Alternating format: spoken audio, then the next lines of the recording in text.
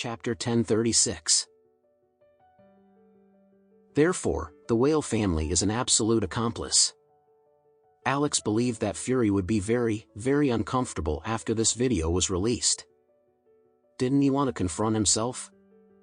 Isn't he secretly looking for his enemy, ready to unite and attack him? Sorry, this young master is already impatient with waiting, so take your brother-in-law first. So Alex immediately said to Adam Smith, put all the members of this gang of beggars into that car, and then weld the steel bars on their hands to the car body. Yes. Adam Smith gave an order, and many people in black rushed up quickly. Every 2 people grabbed one and brought them all into the car, which had been cut off and topped car.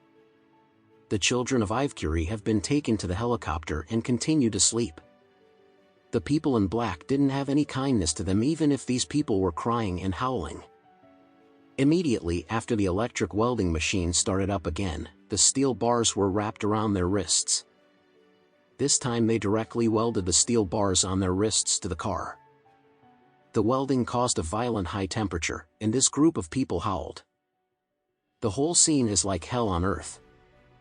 At this time, Alex looked at Mendez's family of 5, and said coldly, your family, do some sneaking and petting businesses. You won't change after repeated teachings, are extremely nasty, and are inferior to animals. It's really everyone's possession and condemnation. Today I will walk for the sky and send your family on the road. After finishing speaking, he ignored the hoarse pleadings of the Mendez family, and directly let the people in black bring them into Ivecurie, and weld them firmly with the others. At the scene, Ian, who was almost frightened, was left. Ian's eyes towards Alex were so empty that they lost his soul.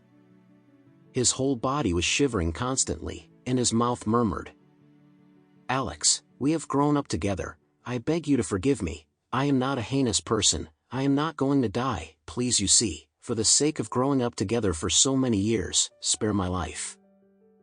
Alex lowered his head to see that his crotch was already covered with filthy things, and it seemed that he had already incontinence. His face looked like frost, and he said coldly, Ian, when you are born, you have to know what you can do and what you can't do. The 100,000-volt high-voltage line will die if you touch it. When you are a first-time offender, and you are open to you, not to mention that you grew up in a welfare institution. Child trafficking is a high-voltage line that no one can touch, and the one we should not touch is orphans like us. I don't understand this truth, so what's the point of your life? Ian crumbled and grabbed his hair and tore a large bunch of hair. Then he raised his head and looked at Alex with blood-red eyes. Alex, before I die, I have one more question I hope you can answer. Can you satisfy my wish?